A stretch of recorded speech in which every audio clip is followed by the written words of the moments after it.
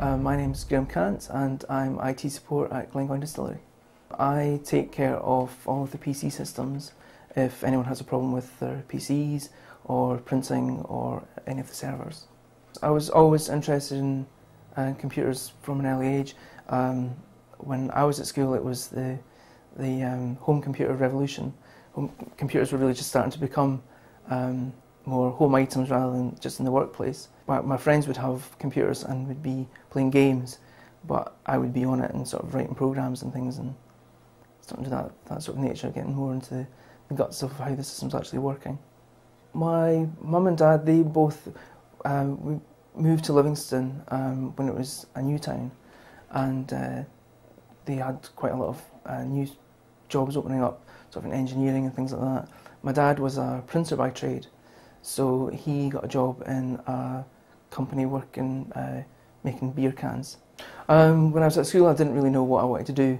I took a lot of science subjects, and computer science was one of the subjects that I've taken. But I was always interested in computers as a hobby. I think that at that time in your life, it's very difficult to choose what you want to do. Most people are pretty young and being asked to decide what they want to do for the rest of their life. So, in my case, I tried to keep things as open as possible so that I would have a lot of choices. I left school and I took a couple of years at university. I left that to take a full-time job on. The course that I took, I wasn't really happy with it. It didn't seem to be the direction that I wanted to go. I wanted to go out and get sort of practical experience rather than sitting reading books. I started off in semiconductor industry, in logistics and stock reporting, and then after that I moved to an IT support role in a media company. I started off doing one thing, but my hobby kind of turned into my job.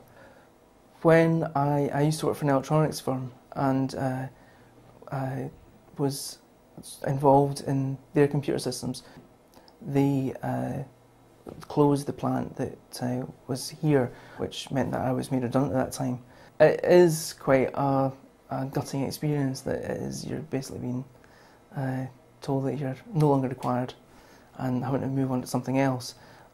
But in my case, I tried to think of it as something positive, and I took that opportunity to decide where I wanted to go with my career, and picked a job as my next job that would be stepping stone to what I eventually wanted to do.